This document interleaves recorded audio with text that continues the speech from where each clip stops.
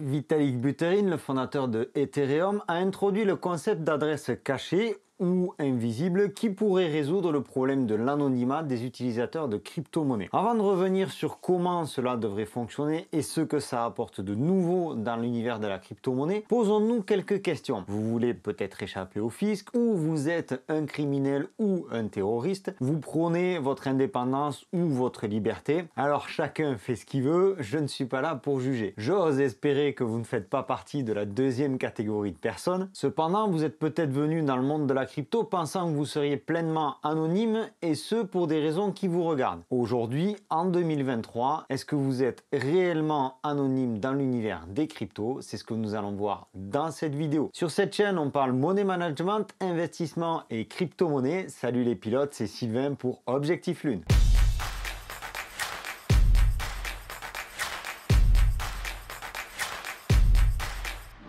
Eh bien non, à ce jour les crypto-monnaies ne sont pas anonymes. Bon ben voilà, c'est la fin de la vidéo. Merci. Allez, avant de continuer, si vous voulez lâcher un like ou vous abonner, c'est par ici, ça vous tiendra au courant de toutes les nouvelles vidéos de cette chaîne. Plus précisément, la plupart des blockchains comme Bitcoin et Ethereum ne sont pas anonymes mais pseudonymes. Autrement dit, si vous donnez votre adresse de wallet à votre beau-père ou votre femme, ils pourront retracer sans problème l'ensemble de vos transactions, de wallet en wallet. Pourquoi on parle de crypto-monnaies pseudonymes et anonymes? Les cryptos, ou plutôt les blockchains anonymes, existent. Elles sont peu nombreuses et soulèvent plusieurs problèmes. On ira voir comment ça fonctionne et ce qui les rend intéressantes. On verra également les autres solutions pour être intraçables, notamment en passant par des mixeurs ou ce genre de choses. Et bien entendu, on parlera de tous les risques et de tous les bienfaits liés à tout ça. Pour finir, on reviendra sur la bombe de Vitalik à ce sujet, au sujet de l'anonymat des transactions. Avant d'aller plus loin, on va développer le concept d'anonymat et de pseudonymat. Oui, pseudonymat, ça se dit en français. A contrario, le pseudonymat permet à un individu de cacher sa véritable identité tout en laissant ses données ou ses transactions transparentes. Les crypto-monnaies fonctionnent sur de grands registres publics et immuables, ce que l'on appelle la blockchain. Vous en avez peut-être déjà entendu parler. Lorsqu'un utilisateur détient des crypto-monnaies comme le Bitcoin ou l'Ether, il possède une adresse publique. Cette adresse publique, qui est une suite de chiffres et de lettres, lui permet de réaliser des transactions sur la blockchain, c'est-à-dire d'envoyer et de recevoir des crypto-monnaies depuis et sur cette même adresse. N'importe qui peut alors consulter l'historique complet des transactions des crypto-monnaies qui utilisent des blockchains publiques comme Bitcoin, Ethereum ou autres. À partir du moment où l'on connaît l'identité du propriétaire de cette adresse, on connaît toute sa vie crypto. Cela signifie que les crypto-monnaies sont davantage transparentes que la plupart des formes traditionnelles de transfert de valeur. Aujourd'hui, personne n'a accès aux transactions bancaires de son voisin ou de qui que ce soit. D'un autre côté, la blockchain permet donc d'avoir une transparence inégalée. On voit tout sur la blockchain, et c'est d'ailleurs ce qui a provoqué la chute de FTX en 2022. Apportons quelques précisions. Une transaction en crypto se fait d'un ordinateur à un autre. Ces deux ordinateurs sont identifiés par un numéro de connexion. On appelle ça une adresse IP ou autre. On connaît donc l'identité de l'ordinateur et non celle du donneur d'ordre. Pour exemple, monsieur Satoshi Nakamoto, le fondateur du Bitcoin, en fait, on sait d'où est parti le premier Bitcoin, mais on ne sait pas qui était assis derrière l'ordinateur. C'est tout le principe d'une crypto pseudonyme, et c'est le cas de 90% des cryptos disponibles aujourd'hui. On croit donc souvent à tort que les crypto-monnaies sont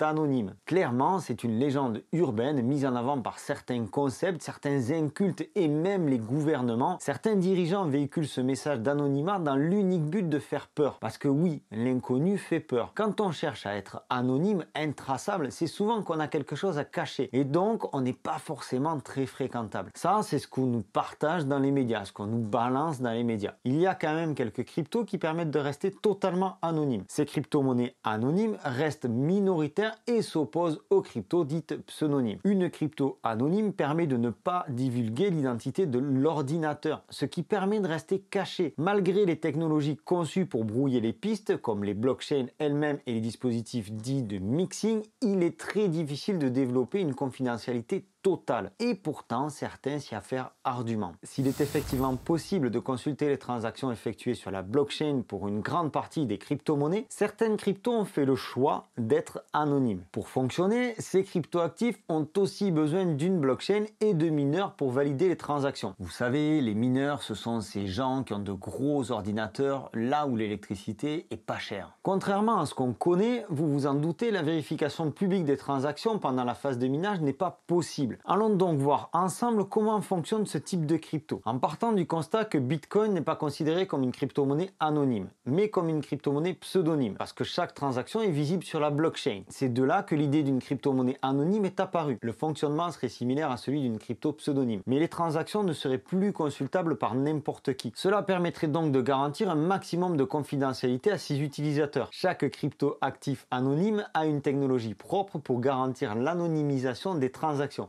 Alors ça, c'est vraiment pas facile à dire. Anonymisation. Quelques exemples de crypto anonymes et leur mode de fonctionnement. Monero XMR, qui est sans contexte la crypto-monnaie la plus populaire en termes de confidentialité actuellement. Le protocole est si sécurisé que vous ne serez même pas capable de voir le montant des transactions entre les différentes parties. Son seul point faible serait son système cryptographique complexe qui provoquerait une taille des transactions 50 fois supérieure à celle du Bitcoin et donc des transactions plus lentes qui nécessitent plus d'énergie, etc., etc. Zcash, ZEC, qui utilise une approche différente pour rendre les transactions anonymes. En vulgarisant, la crypto Zcash utilise la technologie Zcash-Narks pour sécuriser les transactions réalisées sur son réseau. Les adresses des wallets d'émission et de réception sont tout simplement masquées. Il en existe encore beaucoup d'autres comme Verge ou encore Zcoin qui ont des fonctionnements légèrement différents, mais bon, on va pas tout aller les chercher. L'idée, c'est de comprendre dans les grandes lignes comment ça fonctionne et surtout de savoir que ça existe. Attention, parce que tout cela,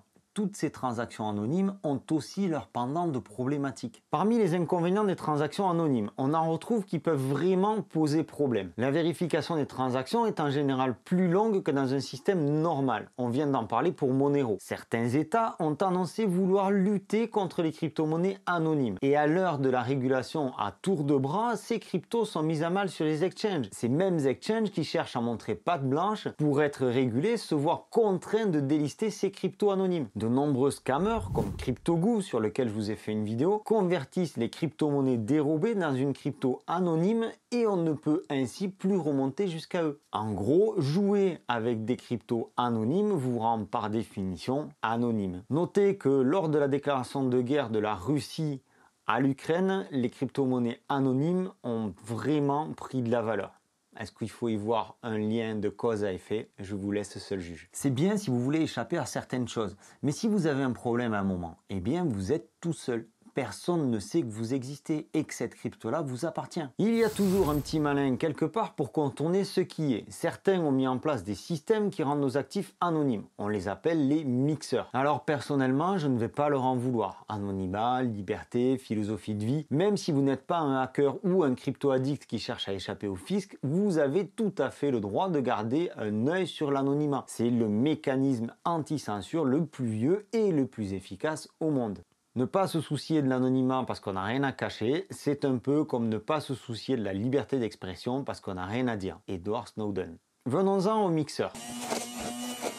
Non, pas ces mixeurs-là. Quoique, vous allez le voir, le concept n'est pas si différent. En gros, on met plein de choses dedans, on mélange tout et on en ressort quelque chose d'équivalent, ou presque, en fait sous une autre forme. Comme toute chose, les mixeurs ont évolué. Aujourd'hui, on en compte 3 générations, 3 grandes familles. La première génération de mixeurs, les mixeurs centralisés. Ils sont nés au début des années Bitcoin. Et l'idée est simple, créer un service auquel on peut envoyer des bitcoins en échange d'un secret. Il sera ensuite possible, plus tard, quand vous le souhaitez, de retirer des bitcoins vers une autre adresse à l'aide de ce même secret. À titre d'exemple, pour 2 utilisateurs A et B, B recevra les bitcoins de A et A recevra les bitcoins de B. Comme ça, on brouille les pistes. Bien sûr, le mixeur aura un peu de boulot pour équilibrer les comptes entre utilisateurs. Mais l'idée est là. Parce que oui, vous l'avez compris, on va pas faire ça entre 2 utilisateurs, mais entre plusieurs centaines d'utilisateurs. Certains mixeurs permettent de compliquer encore plus la traçabilité en passant par des adresses relais. Certaines préexistantes, d'autres sont même créées pour l'occasion. Ce simple service permet de compliquer énormément la tâche d'éventuels enquêteurs. Alors attention, ce système intéressant sur le papier peut être extrêmement dangereux. Vous devez faire confiance au service pour qu'il ne vole pas vos cryptos. On est déjà dans la partie grise d'Internet,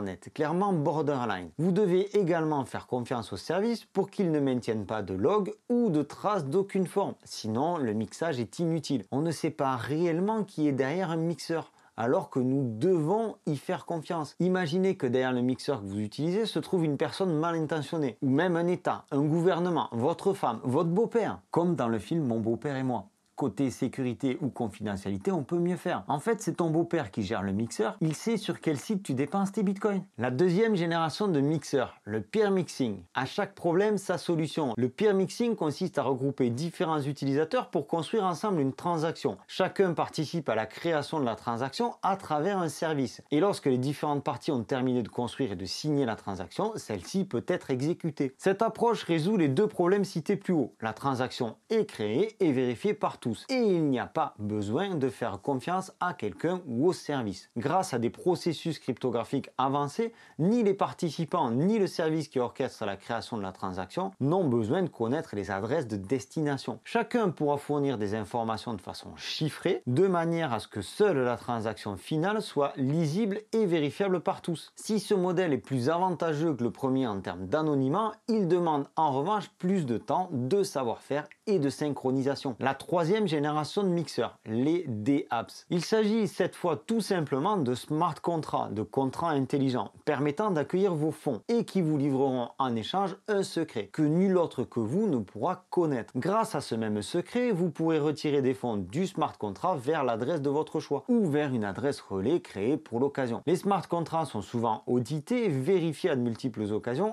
et les utilisateurs peuvent utiliser le service sans avoir besoin de faire confiance à quiconque. De plus, pas besoin de se rassembler avec d'autres utilisateurs. Le service étant basé sur des contrats intelligents, il est tout le temps ouvert et disponible. Ces services sont difficilement arrêtables. D'une part, les smart contracts existent pour toujours sur la blockchain et même en cas d'arrêt complet du site, les utilisateurs peuvent toujours interagir avec ceux-ci. La récente affaire Tornado Cash a montré que les mixeurs sont clairement dans le collimateur des instances gouvernementales. D'où l'idée de Vitalik. L'idée de Vitalik est en soi assez simple à comprendre et comme à notre habitude sur cette chaîne, on va vulgariser au maximum. Lors d'une transaction, il va être créé une adresse furtive sur le réseau Ethereum. Le réceptionnaire de la transaction ne veut pas apparaître en tant que tel sur la blockchain. Il va donc créer une sorte d'adresse contenant les informations sur comment quelqu'un peut le payer. Cette adresse, il va la transmettre à l'expéditeur. L'expéditeur, lui, peut simplement envoyer sur cette nouvelle adresse, que ce soit des tokens ou des NFT par exemple. De son côté, seul le réceptionnaire aura total accès à cette nouvelle adresse de transfert. En fait, cela ne suffirait pas. Vitalik compte donc ajouter un système de masquage de ces adresses furtives. Une adresse cachée distincte devra être créée pour chaque nouvelle transaction. En fait, ça revient à peu près au système dont je parlais précédemment, où les utilisateurs partagent un secret. Mais cette fois, c'est entre eux, sans passer par un mixeur. Bon, j'ai vraiment simplifié tout ça parce qu'il se pose des problèmes de paiement des frais des transactions et d'autres problèmes. Comment prélever par exemple des frais de blockchain pour valider une transaction qui se veut quelque part totalement furtive? Parce que si vous envoyez des ETH sur cette adresse provisoire,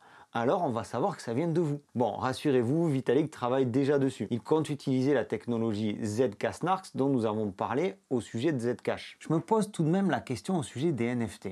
Parce que si on n'identifie pas les intervenants, c'est ok, on peut tout de même savoir sur quelle wallet est le NFT à un instant T, puisqu'il est inscrit sur la blockchain. Donc on pourra remonter le fil. Revenons sur le sujet global. Il est fort possible que le trading de ces crypto-monnaies soit en danger. En Corée du Sud, leur utilisation sera bientôt interdite, si ce n'est déjà le cas selon la période à laquelle vous regardez cette vidéo. Aux États-Unis, l'IRS, Internal Revenue Service, a offert une récompense de 625 000 $ à celui ou celle qui parviendrait à hacker Monero dont nous venons de parler. Quoi qu'il en soit, les points de contact entre la blockchain et le monde réel sont surveillés et restent sous le contrôle des autorités. Cela signifie qu'à partir du moment où des cryptoactifs sont transférés vers le système monétaire traditionnel, vers votre compte en banque par exemple, ou dans l'autre sens, les régulateurs sont en mesure d'utiliser toute la panoplie d'outils à leur disposition pour épingler les fraudeurs. Si vous avez des doutes sur la capacité des impôts à vous retrouver, je vous renvoie vers cette vidéo. Dans un contexte réglementaire de plus en plus difficile pour les crypto-monnaies, l'anonymat supposé offert par la technologie blockchain est souvent pointé du doigt par ses détracteurs. En effet, ce serait l'une des fonctionnalités qui favoriserait les transactions illicites. On ne va pas y revenir encore une fois de plus. Pourtant, on vient de le voir ensemble, ce n'est que du bullshit anti-crypto puisque nous sommes tous pseudonyme sur la blockchain, ou presque. Celui qui tient absolument à être anonyme, c'est qu'il a certainement des choses à cacher, et j'espère que ce n'est pas votre cas. De nombreux régulateurs s'attaquent à ce problème en demandant un renforcement des dispositifs KYC, Know Your Customer, visant à vérifier votre identité au moment de votre passage via des fournisseurs de services d'actifs numériques comme Binance, Crypto.com ou autres. Ce qui est le point d'entrée rêvé pour les enquêteurs pour remonter jusqu'à vous. En effet, en renseignant votre identité sur ces sites-là, toutes les transactions liées à votre compte deviennent liées à votre identité et vous perdez donc tout anonymat. Et si vous ne passez pas par des exchanges comme porte d'entrée, il va bien falloir convertir votre crypto en fiat, en euros. L'endroit où la liquidité est la plus disponible, c'est sur les exchanges.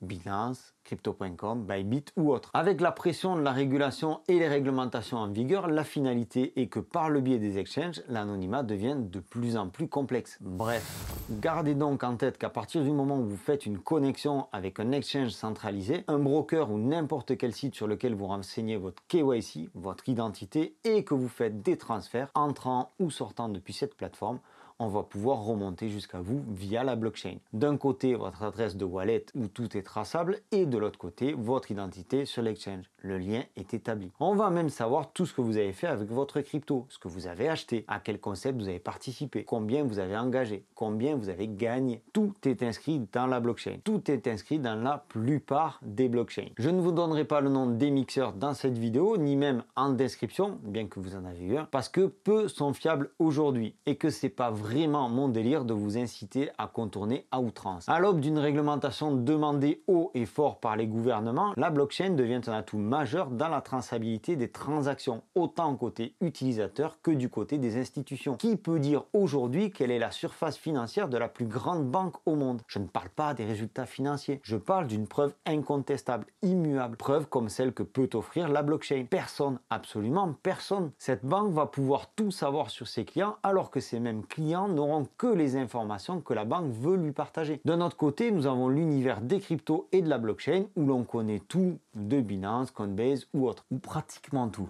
Ne nous faisons pas d'illusions non plus. En tout cas, c'est ce qui a d'ailleurs conduit au Big Bang FTX en 2022. Toutes les transactions se sont retrouvées sur la place publique, montrant l'insolvabilité de FTX, les liens avec Alameda Research, etc., etc. Et maintenant, on a Monsieur Vitalik Buterin, le fondateur d'Ethereum, qui vient une nouvelle fois bouleverser tout ça. J'espère que cette vidéo vous a éclairé sur le concept d'anonymat des cryptos. Si c'est le cas, n'hésitez pas à me laisser un pouce bleu, celui vers le haut, et à cliquer ici sur le bouton s'abonner. Je vous donne rendez-vous dans une prochaine vidéo ou sur le Telegram Objectif Lune ou les deux. Je vous souhaite une excellente continuation. C'était Sylvain pour Objectif Lune. Ciao!